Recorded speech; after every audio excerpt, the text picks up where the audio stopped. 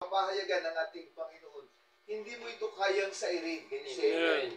Habang nakikinig ka, habang nandun ka, yung biyaya ng Diyos nandun siya at sagana para sa iyo. At ang sabi ito, to make all men see what is the fellowship of the mystery. Para makita ng mga tao, ano ba ang fellowship ng mga misteryo? Ano ba ang fellowship ng mga banal? Hallelujah. Bakit tinatawag itong fellowship of the mystery? Amen? You can see, kaya ito yung misteryo sa kanila dahil may mga tao ngayon, amen, ang panatag ng pagtulog.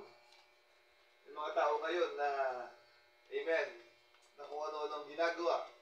Pero dahil nga, alam natin kung ano ang fellowship ng mystery, amen, hindi natin sinasayang ang panahon na ito, mga kapatid, para tayo ay maglingkod sa ating Panginoon. Kasi naiintindihan natin yung unsearchable riches of Christ. Sabi niya rito, to make all men see. Ibig sabihin, hindi lang ikaw, hindi lang yung ibang tao, para makita ng buong ng sangkatauhan, sabi niya, kung ano ba talaga ang hiwaga, ang misteryo ng hiwaga ng fellowship. Kung paano ang dalawa ay nagkakasundo sa isang bagay. Yan yung sabi ng fellowship, di ba? Two men in a ship, two fellow in a ship. Ibig sabihin, sa lahat ng ito, ang isang klase ng fellowship na mystery ay dapat maunawaan nila na dapat silang nagkakasundo. Kasi kung hindi sila nagkakasundo, hindi nga ito mystery. Can you say amen? Hallelujah. To see, men see all what is fellowship of the mystery, which from the beginning of the word has been hid in God. Itong fellowship of the mystery na ito ay naikubli sa Diyos mula pa nung umpisa, who created all things by Jesus Christ, to the intent that now the principalities of powers in heavenly places may be known by the church, the manifold wisdom of God. Saan ba ipamahigit ng ating Panginoon? Sa kanyang iglesia mismo. Kaya ang iglesia niya ang nakakaunawa ng fellowship na ito, mga kapatid. Amen. Sinasabi ng Apostle Pablo, the reason why, bakit hindi maintindihan ng iba ang fellowship na ito? Amen. Sabi ng scripture, hallelujah. Why? Kasi hindi sila bahagi ng misteryo. Amen. How can we have a fellowship with God if we have the things of God and you are part of Him? Para maunawaan natin ito, mga kapatid, para magkaroon tayo ng tamang fellowship sa Kanya, dapat bahagi tayo ng ating Panginoon mismo. Amen. Hallelujah. Parang ganito kasimple, mga kapatid. Halimbawa, parang isang engineer, hindi maunawaan ng isang guro ang ginagawa ng engineer kasi hindi naman siya engineer eh. Malibang mag-engineer siya, maiintindihan niya kung anong ginagawa ng engineer. Amen? Minsan yung mga taong nagkakarpintero, hindi sila maunawaan ng mga mekaniko kasi magkaiba sila ng trabaho. Malibang siya ay mag-mekaniko, maunawaan niya yon. Ibig sabihin, ganyan ang klase ng mystery. Dapat nagkakasundo sila. Yun ang fellowship ng mystery. Two fellow in a ship. Even dapat magkasama sila para maunawaan mo siya, para maintindihan mo siya, sumama ka kung saan siya pupunta. Amen. Gawin mo ang kanyang ginagawa para maintindihan mo siya ng lubos. Ganon din ang ating Panginoon. So, para maunawaan mo ang ating Panginoon, dapat sumama ka sa ating Panginoon. Kaya minsan hindi maintindihan ng tao kung ano ba ang gusto gawin ng ating Panginoon sa kanya. Kasi lumalayo siya, umiiwalay siya, umiiwas siya. Kaya minsan hindi niya maintindihan, Lord, bakit ganito ang buhay ko? Bakit ako laging ganito, lagi pagsubok, lagi problema? Kasi nga hindi siya sumasama sa ating Panginoon. That is the fellowship. Amen? Sa verse 9, kung makikita natin, the very same word, hallelujah, amen, kaya hindi nila ma-enjoy yung message, sabi dito ay, from the beginning of the word had been hid in God, ikinubrito ng ating Panginoon. Kaya minsan may mga tao hindi ma-enjoy ang message kasi hindi sila pinagpahayagan ng ating Panginoon. Amen. Kaya kahit nakikinig, amen, hindi maintindihan. Hallelujah. Amen. Kasi itinago ito ng ating Panginoon. Sa verse 10, yung mga angels sabi dito, to the intent that now unto the principalities and powers in heavenly places might be known by the church manifold. Amen. Yung iglesia ng ating Panginoon, siya ang pinapahayagan niya ng kapahayagan ito, mga kapatid. 1 Peter chapter 1, verse 10. Pero bago ito, lais kong magbasa ng quotation. Hallelujah. Sabi dito, mga kapatid,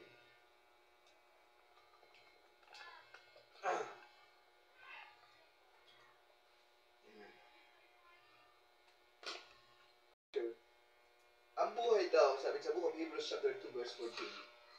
Sabi niya, wherefore in all things it behoved him to make like unto his brethren, that he might be merciful, faithful high priest in things pertaining to God, to make reconciliations for the sins of people, or in that he himself had suffered being tempted, he is able to succor them that are tempted. Ito sinasabi ng propeta ng ating Panginoon. Ang buhay talaga namin napakabigat. Amen. Sa buhay sa panlalo ngayon, pasamang panahon. Mahirap na ang pahirap ang panahon. Pataas ang bilihin. Amen. Ang hirap kumita ng salapi. Amen. At sabi niya, times may be hard. Kasi ang Diyos, ang sabi niya, hindi naman siya nangako ng flower of bed. Amen. Sa mundong ito. Amen. Di ba sabi ng scripture, in this world are tribulation. Sa mundong ito ay may mga kapighatian. Ibig sabihin, yun ang buhay na dadaan nating mga Kristiyano. Hindi niya sinabing, sa mundong ito, there are bed of roses. Sabi niya sa scripture, in this world are tribulation. Kaya wala tayong aasahang bed of roses sa mundong ito. Can say hallelujah. The times may be hard.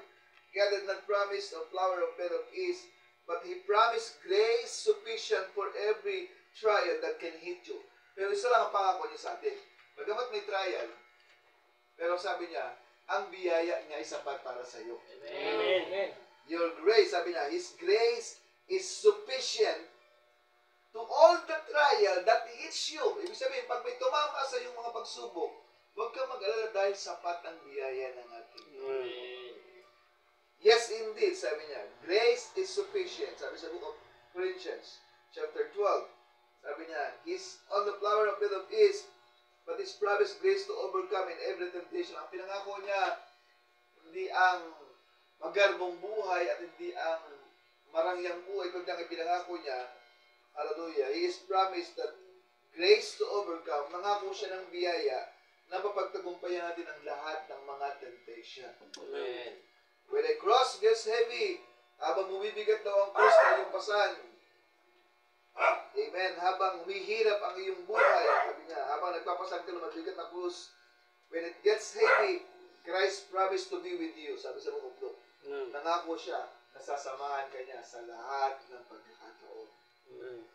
Amen. Sabi niya, mga kapatid, amen. Sabi niya, ating Panginoon sa Kristo, kahit siya, sabi niya, pinakita niya, He was completely and totally man nung siya naroon sa lupa. He could cry, umiyak siya, gutom siya, kumain siya na parang mga tao, na parang katulad ng tao. Amen. He would become a man. He was completely, totally man in his physical being. Yung kanyang pagkatao bilang sa katawang lupa, tao yun. Kaya nga siya nagutom eh. Amen. But his spirit, sabi niya, pero kanyang spirit, he was completely, totally God. Amen. So he made his flesh submissive to the spirit that was in him. Kaya nga, pinasunod niya yung kanyang katawan dahil yung kanyang espiritu ay espiritu ng ating Panginoon.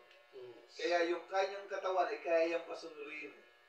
Hallelujah. In other words, hallelujah, kung tayo ay magiging submissive sa ating Panginoon ngayong gabi, yung katawan nating mahina, yung katawan nating nagugutom, yung katawan nating napapagod, ay kaya nitong sumunod sa ating Panginoon. Yes, We can overcome kung tayo magiging submissive sa ating Panginoon. Kasi ba Jesus Christ, di ba?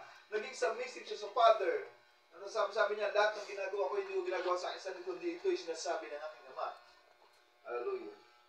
Uli ng ating Panginoon. Sabi nito mga kapatid, ang propeta ng ating Panginoon, God came Himself and was made human.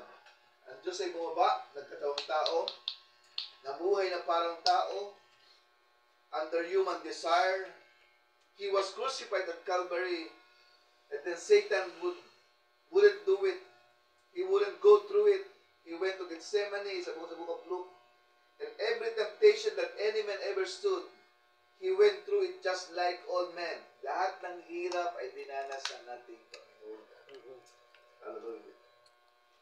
Amen. But He paid the price para bayaran lang ang utang na ito, utang nating mga kasalanan. And that's what blocked the earth out like an aesthetic for an operation. Sabi niya, para daw itong isang klase ng operasyon, yung madilim na bahagi ng mundo ay inopera ng ating Panginoon.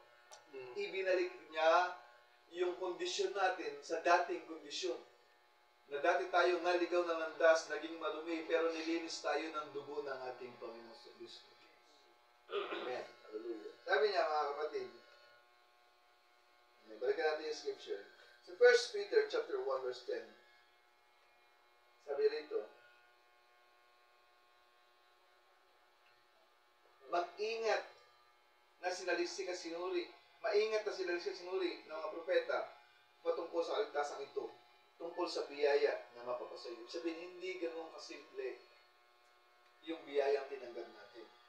Amen. Maingat itong sinalisik at sinuri ng mga propeta. Kaya hindi natin minsan mga pagkataon parang paisi-isi na lang tayo sa mga mensahe natin naririnig. Sabi niya mga kapatid, maingat itong sinalisik at sinuri ng mga propeta ang patungkol sa kaligtasang ating tinanggap. Kaya hindi tayo dapat paisi-isi lang. Kasi yung kaligtasang tinanggap natin ay pinag-aralan mismo. Dahil alam nila na ito'y galing mismo sa ating Panginoon. Tungkol sa biyaya na mapapasayo. Sabihin, alam ng mga propeta, alam ng mga nagsalisik ng Biblia, kung anong klaseng biyaya ang tinanggap natin. Yes, amen. Kaya hindi tayo dapat nag-aaksayang ng panahon. Hindi natin binabaliwala mga pagkakataong ito. Dahil ito, dapat isang napakalaking biyaya sa ating lahat. Nagsalisik sila upang malaman kung anong uri ng kaligtasan ang darating.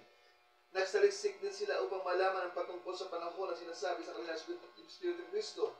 Nasa kanila, nangyari ang mga ito habang sinasabi niya sa kanila, bago pa man mangyari ang patungkol sa pagdurusa ni Kristo, ang mga kalwalati ang darating kasunod niya. Anong uri ba ng kaligtasan ang darating?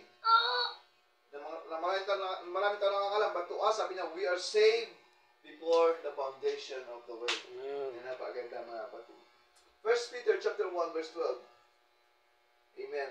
Itong mga bagay ito na iyag ng mga propeta, na nagigod sila ng mga bagay na ito, hindi para sa kanilang sarili, kundi ito para sa ating lahat. Amen. Hallelujah. Sa Ephesians chapter 1 verse 3 to 5, sabi ng scripture, blessed be the God and the Father of our Lord Jesus Christ, who had blessed us with all spiritual blessings in heavenly places. Iyon ang biyayang tinanggap natin mula sa atin. Nagpala siya ng lahat ng mga spiritual blessing na galing sa langit. Kaya hindi siya maguhulog ng malaking salapit sa atin. Dahil ang biyayang galing sa Kanya ay mismong galing sa kalangitan. Mga bagay na makalangit para sa iyo.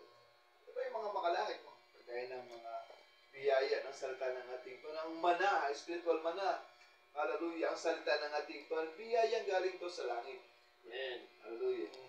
Sabi niya, as He had chosen us, amen, na tayo'y pinili niya sa Kanya mula bago pa itatag ang sanglibutan, that we should be holy and without blame before Him in love.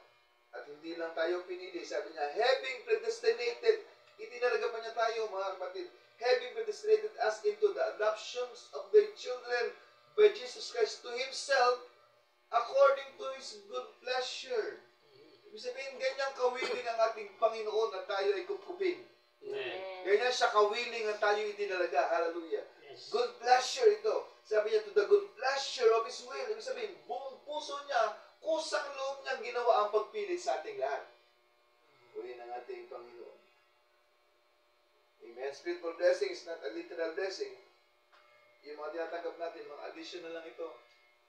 Yung natatanggap ating bonus, kita, kumikita tayo ng pera, nakakadagdag tayo ng mga income, bonus na, additional lang yan, mga kapatid, na kung talagang ano yung meron tayo. Hallelujah. Romans chapter 11, verse 33. Oh, the depth of the riches both of the wisdom and knowledge of God, How unsearchable are His judgment and His ways past finding out. For who had known the mind of the Lord? Sino ba nakakaalam ng isip ng ating Panginoon? And who had been His counselor? Sino bang pwedeng magpuno sa ating Panginoon? Wala. Kasi ang biyaya niya ay sagana at sapat sa ating lahat. Colossians chapter 2 verse 3. In whom are hid all the treasure of wisdoms and knowledge. Saan daw ikinubrito? Nasa Kanya. Lahat ng biyaya, lahat ng saganang pagpapala ay nasa ating Panginoon. Kaya kung nasa ating Panginoon ka, maintindihan mo ng buhay mo ay hindi isang mahirap na buhay. Saganang buhay ang meron ka kapag nasa ating Panginoon ka. Yes. Philippians chapter 4 verse 19. But my God shall supply all your need.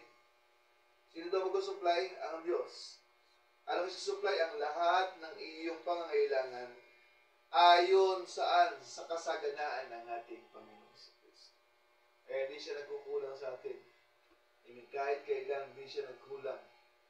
Biyayan mo. Biyayan ng ating Panginoon ay sapat para sa ating lahat. Ephesians chapter 1, that's the verse. Ephesians chapter 1, verse 7. To 8, in whom we have redemption through His blood. Saan daw tayo naligtas sa pamamagitan ng kanyang dugo? The forgiveness of sins, at pagpapatawad ng ating kasalanan, according to the riches of His grace. Ganun pa rin, nandun pa rin yung biyaya niya. Pinatawad niya tayo, tinubos niya tayo, ayon pa rin to sa laki ng biyaya niya sa atin.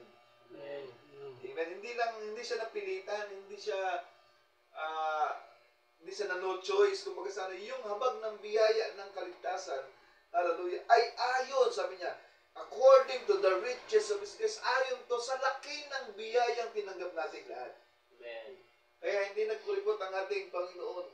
Hindi siya nagbawas. Kumbaga sana ibinigay niya ang saganang biyaya para sa atin. Hindi 50%, hindi 20%, hindi 90%, hindi 99.8%, 100% ang biyayang tinanggap natin mula sa ating Panginoon. Wherein He had abounded toward us in all wisdom and prudence. Okay? Inumin ng ating Panginoon, amen, sa kanyang karunungan, sa kanyang kaalaman, nandun ang biyaya ng ating Panginoon. Na ipinahayag sa atin, which is the fellowship of the mystery. Ayong lahat ay yung po, ay manlang sa ating